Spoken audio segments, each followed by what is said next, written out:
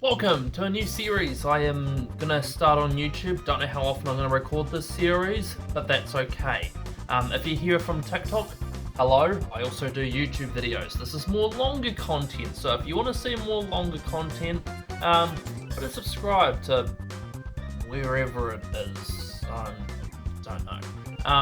And this is a new series I'm starting called Horror Seasons. It's talking about more of like the good teams that have more down years in the series. And the first episode is going to be one near and dear to my heart because I watched the previous season to this year a lot because my dad had a VHS tape of 2001 championship season and I saw this season quite a bit. So the next season that I'm actually going to be talking about hurts. It's the 2002 Dick Johnson racing season. Now, DJR in 2001 was going on the up. They had Paul Radisich and Stephen Johnson in their cars. Stephen, he did very well. He got 5th in the championship with a round win at Canberra, that's right, the really cold track, and a few wins here and there. He got one at Calder, and he also got one at the Queensland 500, which he shared with Paul Radisich. And Paul clean swept Barbagallo. And he was the first person to actually win a race at Barbagallo against Craig Lowndes. So, good on Paul. So going into 2002, they had a lot of confidence. They also had a part-time car going into 2002. Greg Ritter would start a few rounds in the 71 car. Because, was the 19 taken? I think the 19 was taken, because that's the car that they usually use for the third car. And the season would start off quite poorly, actually, for Paul Radisich. He would retire early in Adelaide. Yep. And lose a buttload of points there. And really, he would not pick up that performance. Yes, he got a podium at Phillip Island, which was very good.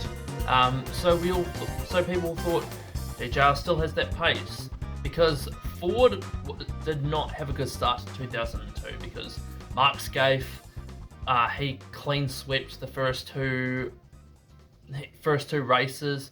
You had the likes of Jason Bright with pace but couldn't perform. You had Murph, Stephen Richards, Russell Engel, Todd Kelly, who else? Garth Tander, Jason Barkwana. Those top teams fighting in the top 10.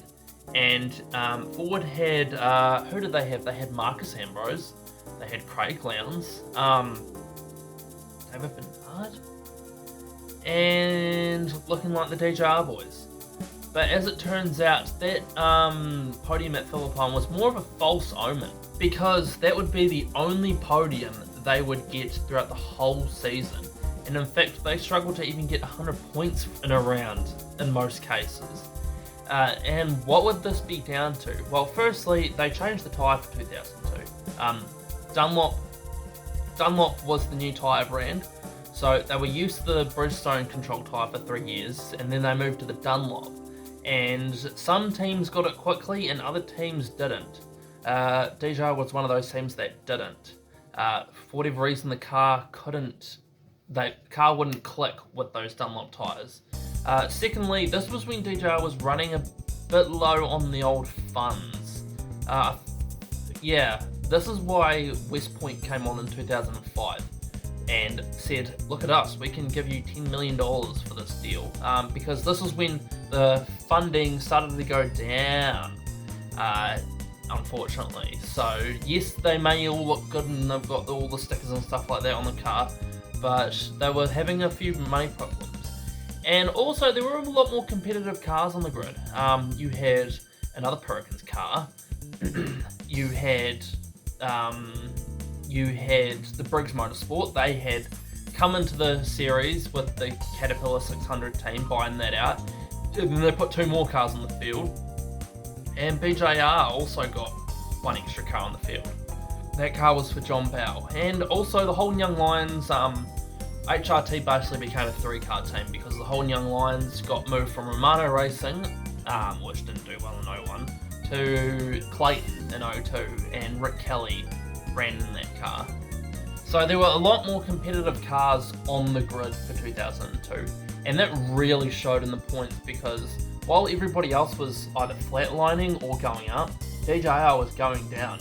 Now, bear in mind, they finished 5th with Junior and 7th with the Rat the previous season. And in 2002, I've got it written down here, Junior would finish 14th in points, and Paul would finish 26th. That's near a 19 place drop in points. Has there been that much of a drop in points for a full-timer since then? Let me know. And they would get in a lot of accidents, which is really what set them down. They got into a bit of shit in Canberra.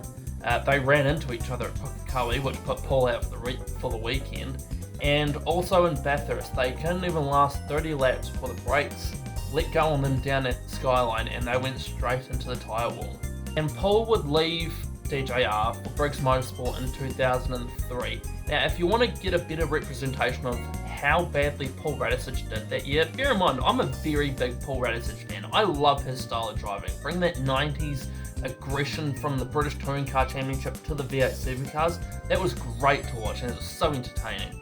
But do you want to know how badly he did? He finished behind the Team Kiwi car of Jason Richards, who was in their second year of full-time competition, Leica Motorsport, who just came off a horror year in 2001, and Cameron McLean, who also had a horror year in 2001 when it comes to how Paragon Motorsport was run. And he also did not qualify for round 2, so he wasn't even there at Phillip Island for that round. So for DJR in 2003, they would have a sort of new identity. They would get the new BA Falcon. They would change up their livery entirely into one of my favourite liveries, the 2003 car. And they would put on, they would bring in a new driver by the name of Max Wilson. And yeah, he didn't really do well as well. He did get a podium. He did get a podium right at the end there, but apart from that, he wasn't really shining. But that was the DJR 2002 season. I've got many more seasons planned for this series, and if you want to see more of this series, drop a like and a subscribe.